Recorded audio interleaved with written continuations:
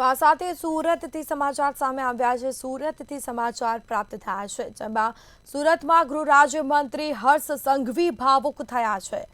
તો સુરતથી સમાચાર સામે આવ્યા, જેમાં બરોડાની ઘટનાને લઈને હર્ષ સંઘવી ભાવુક થયા છે। ગૃહ રાજ્યમંત્રી હર્ષ સંઘવીનું આ અંગે નિવેદન સામે આવ્યું છે।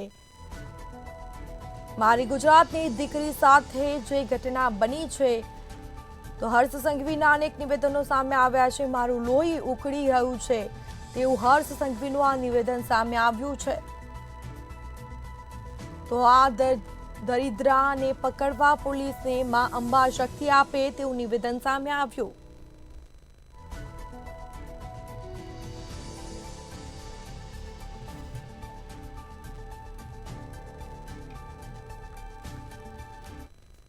ગુજરાતના ખૂણે ખૂણે વર્ષો વર્ષથી આદિ અનાદિ કાળથી ગરબાની આપણી આ પરંપરા છે। મારી ઉંમર ને મારાથી મોટી ઉંમરના અનેક લોકો એવા હશે કે જેને વર્ષો વર્ષથી મોડી રાત વહેલી સવાર સુધી ગરબા રમ્યા હોય। ત્યારે શેરી ગરબા હતા, આજે ગરબાનો રૂપ બદલાયો છે। આ ગરબા એ આપણી સૌની આસ્થાનું સૌથી મોટું કેન્દ્ર છે। માં અંબાના ચરણોમાં વંદન કરીને, માં અંબાને પ્રાર્થના કરીને એક જ મનોકામના માંગી છે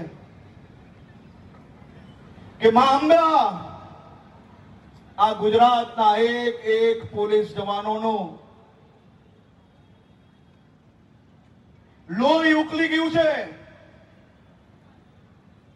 આ દરિંદો દુનિયાના કોઈ બી ખૂણે જઈને છુપાય, પણ આ ગુજરાત પોલીસની મહેનત પર માં અંબા શક્તિ આપજે, આશીર્વાદ આપજે અને વહેલાથી વહેલા મારી ગુજરાતની દીકરી પર જે પ્રકારની ઘટના થઈ છે એને પકડવા માટે કંઈક ને કંઈક શક્તિ આપજે।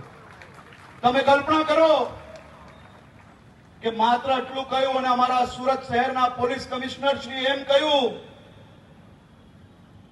કે સાહેબ આપણી ગુજરાત પોલીસ રાત્રે ઊંઘશે નહીં, પરંતુ એને ગમે ત્યાંથી પકડીને લાવશે અને જીવનમાં ક્યારેય કોઈ દીકરી પર આંખ ઊંચી નહીં કરી શકે એ પ્રકારની પરિસ્થિતિ ઊભી થઈ છે। એવો અમે તમને એમ કે પોલીસ તરીકે વાદો આપીએ છીએ। તમે કલ્પના કરો કે ગરબા આપણી પાસે રાજનીતિ માટે અનેક વિષયો હોય છે, પરંતુ માં અંબાના નવરાત્રીમાં મોડે સુધી ગરબા રમવું એ આપણો હક નથી। મને સંભળાતું નથી ભાઈ।